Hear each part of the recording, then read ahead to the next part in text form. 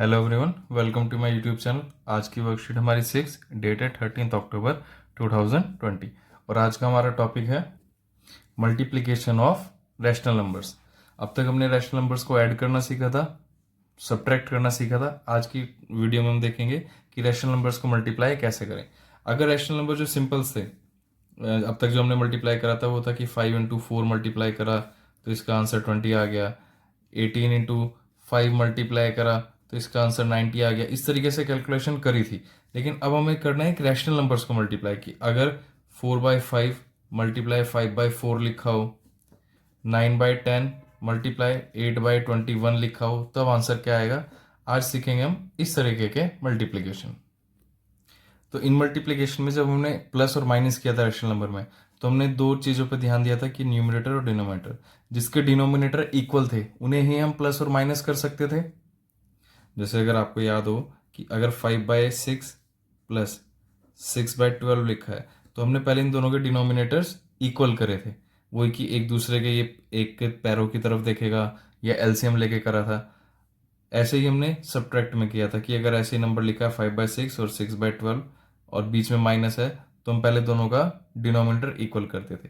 लेकिन मल्टीप्लिकेशन में हमें ऐसा कुछ भी करने की ज़रूरत नहीं है। हम पहला एग्जाम्पल जो हमने लिखा था वही देखते हैं। पहला लिखा हमने 4/5 मल्टीप्लाई 5/4। तो इसमें हमें कुछ नहीं करना। इसमें न्यूमरेटर को न्यूमरेटर से और डिनोमिनेटर को डिनोमिनेटर से मल्टीप्लाई करना है, चाहे वो इक्वल हो या ना हो। अब यहाँ पे एक 4 है और एक 5 है, दोनों इक्वल नहीं है, तब भी हमें मल्टीप्लाई करना है। तो इसके भी हम दो तरीके देखेंगे कि मल्टीप्लाई करना कैसे है। पहले तो आप सिंपल मल्टीप्लाई कर दो। 4 इंटू 5 कितना होगा 20, और नीचे 5 इंटू 4 भी कितना होगा 20। तो 20 से 20 कैंसिल होके कितना आ जाएगा 1। या फिर जैसे हमने नंबर लिखा ये 4/5 मल्टीप्लाई 5/4, यहीं आप इसको रिड्यूस कर दो। रिड्यूस करने का मतलब है कि 4 के टेबल में 4 1 से कैंसिल हो जाएगा, 5 के टेबल में 5 1 से कैंसिल हो जाएगा, तो यहीं इसका आंसर आ जाएगा 1। अब हमें मल्टीप्लाई करने की भी ज़रूरत नहीं पड़ी, यहीं से हमने इसे रिड्यूस कर दिया। ऐसे ही अगला एग्जाम्पल देखते हैं जो हमने लिखा था।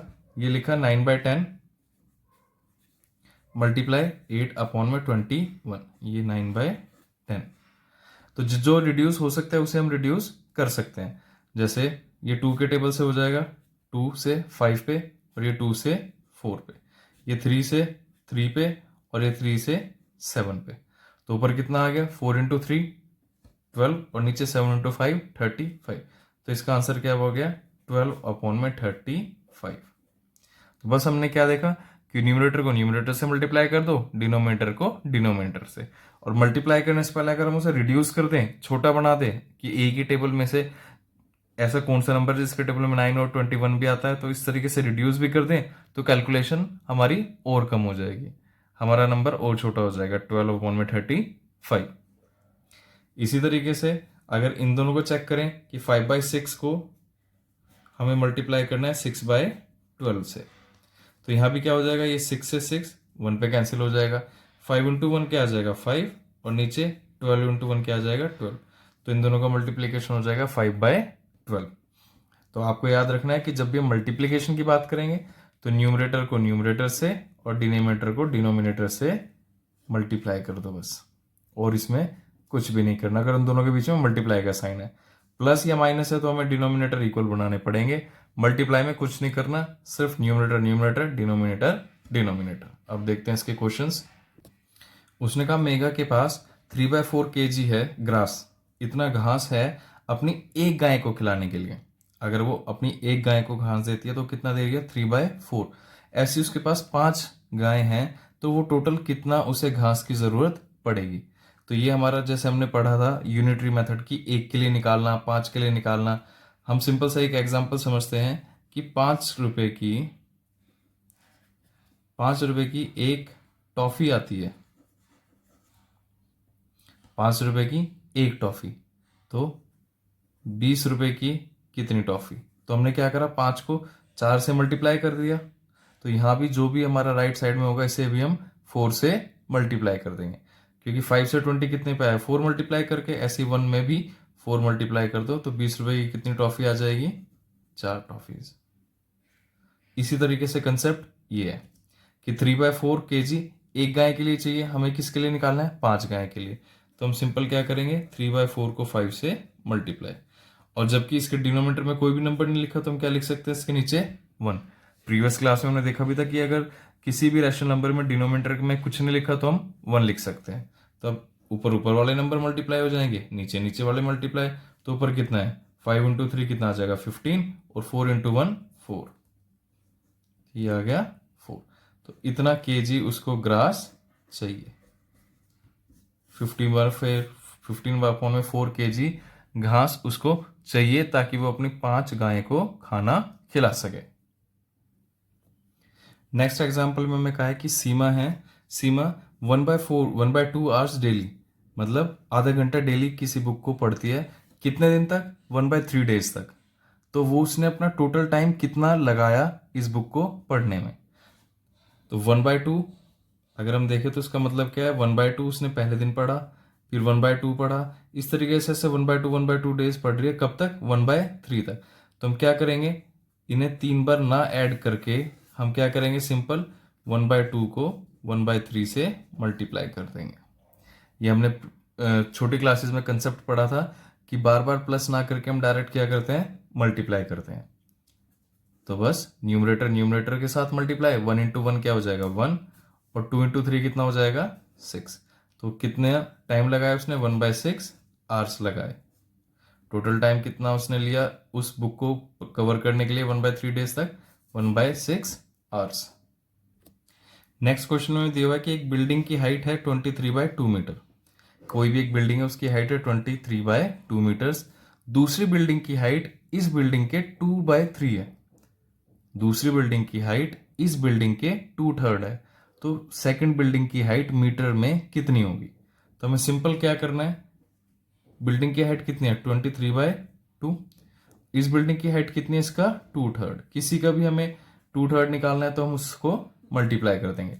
जैसे अगर हमें कहा कि 10 का हाफ निकालना है, 10 का हाफ क्या होगा, तो हम क्या करते हैं, हाफ को 10 से मल्टीप्लाई कर देते हैं। ये 2 से कितने पे कट जाएगा 5 पे, तो 10 का हाफ क्या हो गया 5। इसी तरीके से हमें 23/2 का 2/3 निकालना है, तो हमने क्या करा, 23/2 को लिख के 2/3 से मल्टीप्लाई कर दिया। ये 2 से 2 कट जाएगा, 3 से 23 तो कटेगा नहीं, तो ये सिर्फ इसका क्या हो गया 23/3 मीटर्स।